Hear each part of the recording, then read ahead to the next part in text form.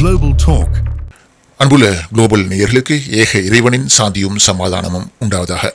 கடந்து செல்லும் மனத்தியாளங்களுக்குள்ள உலகத்துல நடந்து வரும், குறிப்பாக மத்திய கிழக்குல நடந்து வரும் சமூக பொருளாதார அரசியல் நிலைகளை தேடி அவற்றை உங்களுக்கு தொகுத்து வழங்கக்கூடிய ஒரு அலைவரிசையாக இந்த குளோபல் யூடியூப் லைப்ரரி சேவை காணப்படுகிறது. பொதுவாக இந்த சேனல் ஏனைய அலைவரிசைகளில், செய்தி சேவைகளில் பேசப்படாத விஷயங்களைத்தான் இயன்ற அளவு எமது அன்புக்குரிய நேயர்களுக்கு நாங்க வழங்க முற்படுகிறோம். எனவே எங்களது சேனல் மீது நீங்க நம்பிக்கை வைத்திருந்தால் மறந்துடாம எங்களோட சேனலை சப்ஸ்கிரைப் செய்துவிட்டு லைக் பட்டனையும் கிளிக் செய்துவிட்டு எமது தகவல்களை நீங்கள் கேட்கும்படியும், மேலும் அது சம்பந்தமான சாதக பாதக கருத்துக்களை பதிவு செய்யுமாறும் நாங்க கேட்டுக்கொள்கின்றோம். சரி நேயர்களே, இப்போது நாங்க செய்தி அறிக்கைகளை நுழைவோம்.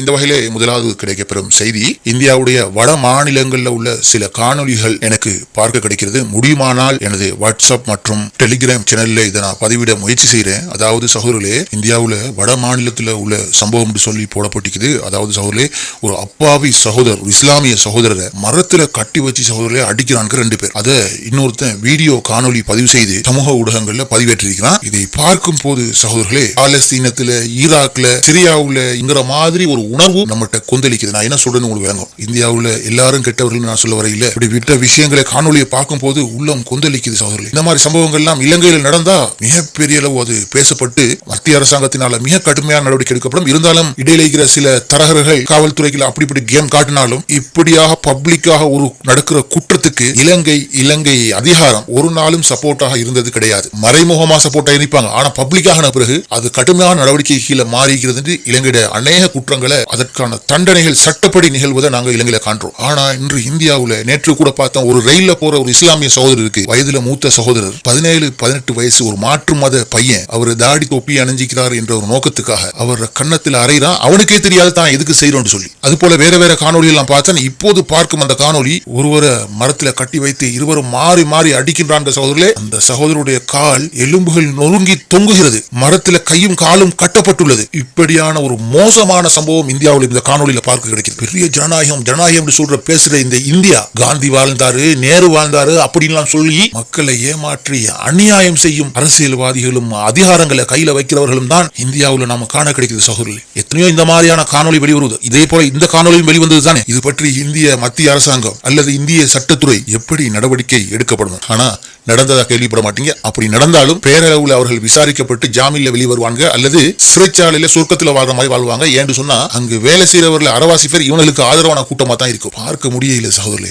மனம் பொறுக்கையில. அங்க போலீஸ் இல்லையா, காவல்துறை இல்லையா, நீதிமன்றம் இல்லையா, இப்படி எத்தனை காணொலிகள் சமூக ஊடகங்கள்ல வைரலாகி கொண்டே இருக்குது சகோதரர்களே. உங்களுக்கு தெரியும், யாழ்ப்பாணத்துல 11ஆம் தரம் படித்த ஒரு மாணவிக்கு, அந்த மாணவிய பேர் வித்யான்னு நினைக்கிறேன், அந்த வித்யாவுக்கு நடந்த பாலியல் கொடுமையினால் அவள் இறந்து போகிறாள். இந்த நாட்டில் உள்ள ஒவ்வொருவரும் இனம் மதம் பாராமல் மிக கடுமையான கண்டனங்களை சமூக ஊடகங்கள்ல பதிவிட்டாங்க. இலங்கை மத்திய அரசாங்கம் அரசியல் பிரிவின்றி, அரசியல் வேறுபாடின்றி தகுந்த தண்டனையை நீதிமன்றத்தால வழங்கினாங்க. அவ்வாறு தண்டனை வழங்கப்பட்ட போது அந்த தண்டனையில் இருந்து விடுதலை பெறுவதற்காக சுப்ரீம் கோர்ட்ல இந்த குற்றவாளிகள் என்று குற்றம் சுமத்தப்பட்ட இவர்கள் வழக்கு போட்டார்கள். அங்கு வழக்கு பேசி தப்பலாம் என்று நினைத்தார்கள். ஆனால் நீதிமன்றம் அங்கு ஆராய்ந்து பொருத்தமானவர்களுக்கு மிக சரியான தண்டனை கொடுத்தது. இதுதான் இந்த இலங்கையுடைய நாடு. இந்தியா பெரிய நாடு தான், கோடிக்கணக்கான மக்கள் வாழ்ற நாடு தான். ஆகவே குற்றம் இழைப்பவர்களை தண்டிக்க முடியாது என்று சொல்ல முடியாது. அங்கு மாநிலங்கள், அதுக்கு கீழே மாகாணங்கள், மாவட்டங்கள், நகராட்சி அப்படின்னு சொல்லி ஏராளமான பிரிவுகள் இருக்கின்றது. ஒவ்வொரு பிரிவில் உள்ளவர்களும் இதெல்லாம் கண்ண மூடிக்கொண்டா இருக்கிறாங்க. அவர்களுக்கு இதெல்லாம் கண்ணில் தெரியாது சகோதரர்களே. இதெல்லாம் தட்டி கேட்பதற்காக யாராவது ஒரு குரூப் அல்லது ஒரு டீம் உருவாகிட்டா அவங்களை தீவிரவாதின்னு சொல்லி முத்திர குத்தி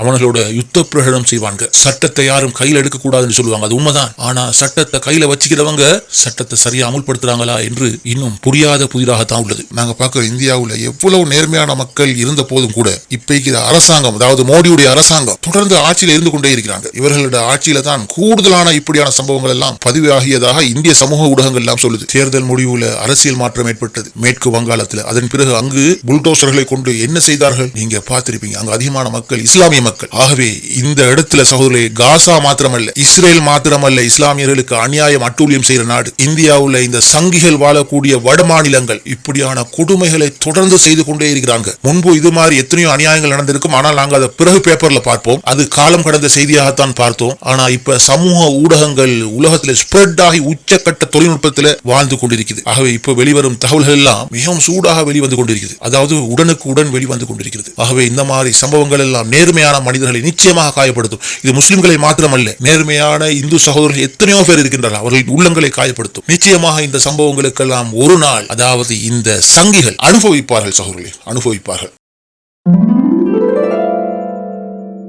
அமெரிக்க ஜனாதிபதி சீனாவுக்கு சென்று தற்போது விடைபெற்று நாட்டுக்கு சென்று விட்டார்.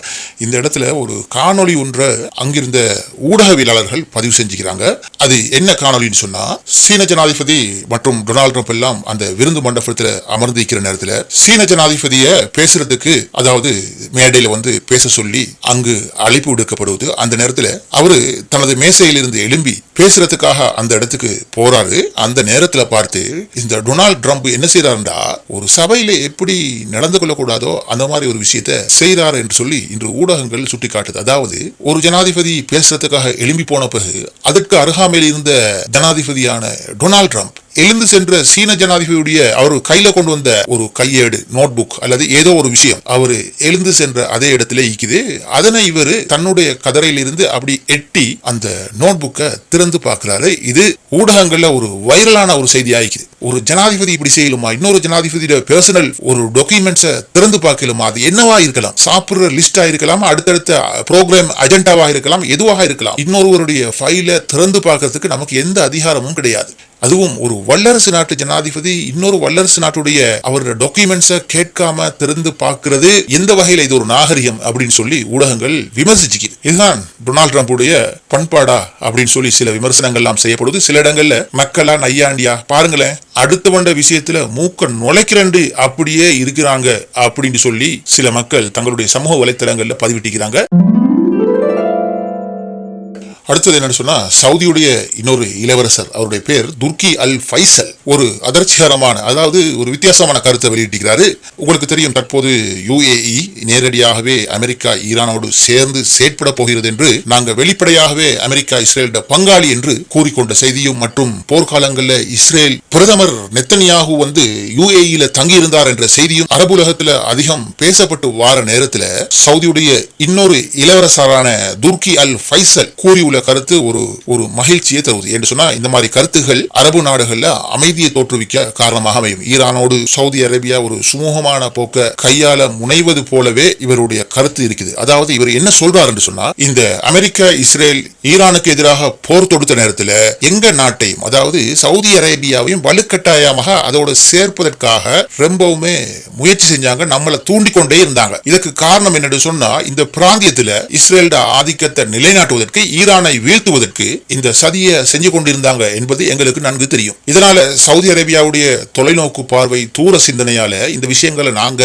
உள்ளால டிஸ்கஸ் பண்ணி இந்த மோதல்ல நாங்க இணையதிலிருந்து மிகவும் தவிர்த்து நடந்து கொண்டோம். இந்த இஸ்ரேலிய அதிபர் பெஞ்சமின் நெத்தனியாகுவின் மூலோபாய குருட்டுத்தன்மை காரணமாக இந்த அமெரிக்க அதிபரும் அபாயகரமான இந்த போருக்குள்ள தள்ளப்பட்டார். இனிவரும் காலங்களில் இஸ்ரேல் ஒரு பாதுகாப்பு பங்காளியாக சவுதியோடு நிரந்தரமாக செயற்பட முடியாது என்பது நாங்க புரிந்து கொண்டோம். இந்த மத்திய கிழக்கு பிரச்சனைகளோட ஊற்றாக இந்த பெஞ்சமின் நெத்தனியாகு இருந்து கொண்டிருக்கிறார் என்று இந்த சவுதி இளவரசர் பத்திரிகை கட்டுரையில் எழுதிய செய்தி தேசிய ஊடகங்கள்ல வெளிவந்திக்குது. இது சாட்டுப்போக்கு சொல்றதா இருக்கலாம், நியாயப்படுத்துறதா இருக்கலாம், எது வேண்டுமானாலும் இருக்கலாம். இதுதான் உண்மை சகோதரர்களே. இந்த மத்திய கிழக்கில் உள்ள ஊற்றுக்கண் பிரச்சனைகளோட ஊற்றுக்கண் யாரு? இந்த நெத்தனியாகவும் இஸ்ரேலும் தான். இது சவுதி அரேபியாவுக்கு லேட்டா தான் விளங்கிக்குது அப்படின்னு சொல்லி நாம நினைக்க முடியாது. இதுக்குள்ளேயும் ஏதாவது ஒரு விஷயம் இருக்கலாம். அடுத்தது என்ன சொன்னா, இப்போ இந்தியாவில் வந்து பெட்ரோலுக்கான விலை உயர்த்திக்கிறாங்க. அதாவது அவங்ககிட்ட ஈக்கிற விலையில தற்போது 3% உயர்த்தப்பட்டதாக குறிப்பிடப்படுகின்றது. இந்தியாவிலும் எரிபொருள் எடுக்கப்பட்டாலும், நிலத்திலிருந்து எடுக்கப்பட்டாலும், அதாவது மும்பாய் கடல் பகுதியிலிருந்து எரிபொருள் பெற்றுக் கொள்ளப்படுவதாக நாம் கேள்விப்பட்டிருக்கிறோம். இந்திய நேயர்கள் இது பற்றி சொல்லுங்க. இந்தியாவோட பெட்ரோல்ல 90% இறக்குமதியில தான் இருக்குது. 10% தான் அந்த உள்நாட்டு உற்பத்தியை அவங்க சமாளிக்கிறாங்க. இந்த வகையில் இறக்குமதி செய்யப்படும் எரிபொருள்ல கணிசமான அளவு இந்த ஹோர்மோஸ் நீரிணை ஊடாகத்தான் பெற்றுக் கொள்ளப்படுவது. இது இல்லாம ரஷ்யாவில் இருந்தும் எரிபொருள் எரிபொருள் வாங்கி கொண்டிருந்தாங்க. அண்மை காலமாக அமெரிக்கா இது பற்றி கடுமையாக விமர்சிச்சு இந்தியாவோட பொருட்களுக்கான வரியை அமெரிக்காவுக்குள்ள உயர்த்திச்சது. இதனால இந்தியா பெரும் நெருக்கடிக்கு ஆளாக வேண்டிய நிலைமை ஏற்பட்டது. இதனால இந்தியா இந்த அரபு நாடுகளை சார்ந்திருக்க வேண்டிய நிலைமை ஏற்பட்டது. இதனால் ஹோர்மோஸினால் இந்தியாவுக்கு தேவையான எரிபொருள் எடுக்கப்படுவது. நேற்று முன்தினம் கூட பெருந்தொகை எரிபொருள் கப்பல் ஹோர்மோஸினால் பாதுகாப்பாக வெளியே வந்தது. இந்தியாவுக்கு நேற்றைய முன்தினம் அப்பாஸ் அராச்சி, அதாவது ஈரானுடைய வெளிவிவகார அமைச்சர் வந்து சென்றார். அப்போது கூட நாங்க இந்தியாவை தடுக்க மாட்டோம், இந்தியா எங்களுடைய நட்பு நாடு, ஆனால் சர்வதேச நாடுகள் எல்லாம் நாங்க சொல்ற மாதிரி இந்த ஹோர்மோஸ் வழித்தடங்களை பேணி உங்களோட எரிபொருள்களை வந்து எடுத்துட்டு போலாம், அதுல எந்த சிக்கலும் இல்ல. சிக்கல் யாருக்குன்னு சொன்னா அமெரிக்காவுக்கும் இஸ்ரேலுக்கும் தான் அப்படின்னு சொல்லி நேற்று அப்பாஸ் அராச்சி இந்தியாவில் வைத்தே சொன்னார். ஆனா தற்போது இலங்கை பத்திரிகையில், அதாவது இலங்கை அரச பத்திரிகையில் செய்தி வருவது, ஹோர்மோஸ் நெருக்கடி காரணமாக இந்தியாவுடைய எரிபொருள் விலை 3% உயர்த்தப்பட்டுள்ளது என்று தற்போது செய்தி வெளிவருகிறது. இதை வைத்து பார்க்கும்போது இலங்கையிலும் பெட்ரோல் விலை உயர்வதற்கான வாய்ப்புகள் உள்ளது போலவே எமக்கு தோன்றுகிறது. இந்த பாருங்க, அங்க எல்லாம் பெட்ரோல் விலை கூட்டிட்டாங்க, அதனால ஆகவே தவிர்க்க முடியாத இலங்கையிலும் விலை கூட்டித்தான் ஆகணும் அப்படின்னு சொல்லி பெட்ரோலிய கூட்டுத்தாபனத்திலிருந்து விரைவில் செய்தியை எதிர்பார்க்கலாம். பேசிக் கொண்டிருக்கும் போதே இன்னொரு செய்தி வருவது, இலங்கையில தற்போது டொலர் விலை ரொம்பவுமே உயர்ந்துட்டு, அதாவது 331 ரூபாய் டொலர் பெறுமதி வந்துட்டு சொல்லி இப்போ செய்தி கிடைக்குது. டொலர், வெளிநாட்டு டொலர்களுடைய பெறுமதி உயருமானால் இலங்கைக்கு இறக்குமதி செய்யப்படுற அனைத்து பொருட்களோட விலையும் உயர்வது தடுக்க முடியாது. உதாரணமாக நாம எமது பிரதான உணவு நெல்லரிசி சோறு என்று சொன்னாலும் இலங்கையில் இருக்கிற அதிகமான மக்கள் 3 நேரமும் நெல்லரிசி சோறு சாப்பிடுறவங்க இல்ல. அதிகமான மக்கள் கோதுமை சார்ந்த உணவுகள்ல தான் தங்கிக்கிறாங்க. ஆகவே இறக்குமதி செய்யப்படும் இந்த கோதுமைக்கான விலை, இந்த டொலர் விலை உயர்வினால் உயரக்கூடிய நிலைமை மிக மிக விரைவில் இலங்கையில நடக்க போகுது என்ற ஒரு செய்தியும் தற்போது கிடைக்கின்றது. இது இல்லாம இலங்கையுடைய மக்கள் வாகனங்களை வாங்குவதற்கான முயற்சிகள் கனவாக போகிறதா என்று செய்திகள் வருவது. அதாவது கப்பல் போக்குவரத்துல செலவு, அடுத்தது டொலர் பெறுமதி உயர்வு, இதன் காரணமாக இலங்கையில வாகனங்களோட விலை ரொம்பவுமே உயரப்போகின்றது என்ற செய்தியும் வருகிறது. நியூயார்க் டைம்ஸ் பத்திரிகை, அதாவது நாளிதழ் மீது, அதாவது அந்த பத்திரிகையுடைய கட்டுரையாளர் நிக்கோலஸ் கிறிஸ்டோப் அவர் மீது இஸ்ரேல் அவதூறு குற்றச்சாட்டை பதிவு செய்து, அதாவது நேற்று 14ஆம் தேதி இஸ்ரேலிய பிரதமர் நெத்தனியாகு மற்றும் நாட்டுடைய வெளிநாட்டு அமைச்சர் கிதியோன் 2 பேரும் சேர்ந்து இந்த நியூயார்க் டைம்ஸுக்கு எதிராக அதிரடியான சட்ட நடவடிக்கை எடுத்துள்ளதாக செய்தி தெரிவிக்கிறது. என்ன நடவடிக்கை சம்பந்தமாக என்று சொன்னா, இந்த நியூயார்க் டைம்ஸ்ல எழுதப்பட்ட ஒரு செய்தி சம்பந்தமாக. அது எந்த செய்தி? பாலஸ்தீன கைதிகள் சிறைச்சாலைக்குள்ள சித்திரவதை செய்யப்படுறாங்க என்ற விஷயத்தை பொய்யாக புனைந்து பொய்யாக எழுதியுள்ளது இந்த நியூயார்க் டைம்ஸ் நாளிதழ் என்று சொல்லி அவர்களுக்கு எதிராகத்தான் இந்த வழக்கு நடவடிக்கை எடுக்கப்பட்டுள்ளதாக தகவல் தெரிவிக்கிறது. மே 11ஆம் தேதி நியூயார்க் டைம்ஸ் நாளிதழில் புகழ்பெற்ற கட்டுரையாளர் ஒருவர் பாலஸ்தீனியர்கள் மீதான பாலியல் வன்கொடுமைகளை எதிர்கொள்ளும் மௌனம் என்ற தலைப்பின் கீழ் ஒரு கட்டுரை எழுதியிருந்தார். அந்த கட்டுரையில் இஸ்ரேலிய சிறைகளில் உள்ள பாலஸ்தீன கைதிகள் இராணுவத்தினர் மற்றும் சிறை காவலர்கள் மற்றும் உளவுத்துறையினரால் திட்டமிட்ட முறையில் பாலியல் வன்கொடுமைகளுக்கு உள்ளாக்கப்பட்டுள்ளார்கள். ஆயுதங்கள் மற்றும் பிற பொருட்களை கொண்டு வன்கொடுமை செய்தல், பிற பொறுப்புகளை சித்திரவதைகள் மற்றும் பயிற்சி அளிக்கப்பட்ட இராணுவ மோப்ப நாய்களை கொண்டு பாலியல் ரீதியான தாக்குதல்களை நடத்துதல் போன்ற தீவிரமான குற்றச்சாட்டுக்கள் ஆதாரங்களோடு பட்டியல்படுத்தப்பட்டிருந்ததாக இந்த செய்தி குறிப்பிடுகின்றது. இந்த வகையில இந்த கட்டுரையை முற்றாக நிராகரித்த இஸ்ரேலிய அதிகாரிகள், இது இஸ்ரேல் ராணுவத்துடைய பிம்பத்தை சிதைக்க திட்டமிட்டு பரப்பப்படும் இரத்த பழி என்று இஸ்ரேல் கூறியுள்ளது. இஸ்ரேல் ராணுவம் ரொம்ப ஒழுக்கமானவங்க, ரொம்ப நல்லவங்க, ஆகவே தேவையில்லாம வதந்தியை பரப்பி விட்டான் அப்படின்னு சொல்லி நியூயார்க் டைம்ஸ் மீது இந்த ஆக்ஷன் எடுக்கப்பட்டிருக்கிறது, லீகல் ஆக்ஷன் எடுக்கப்பட்டிருக்கிறது சொல்லி தற்போது செய்தி வெளிவந்துள்ளது. அதிகமான விஷயங்களை பாலஸ்தீன ஊடகங்கள், அரபிய ஊடகங்கள் வெளிப்படுத்தாத அநேக ரகசியங்களை இந்த நியூயார்க் டைம்ஸ் வெளிப்படுத்தினது என்பது இங்கு பேசப்பட வேண்டிய ஒன்று. சரி சகோதரர்களே, மீண்டும் இன்ஷா அல்லாஹ் முக்கியமான தகவல்களை கொண்டு மீண்டும் சந்திப்போம். இது குளோபல் நூலகத்துடைய குளோபல் டாக் நிகழ்ச்சி.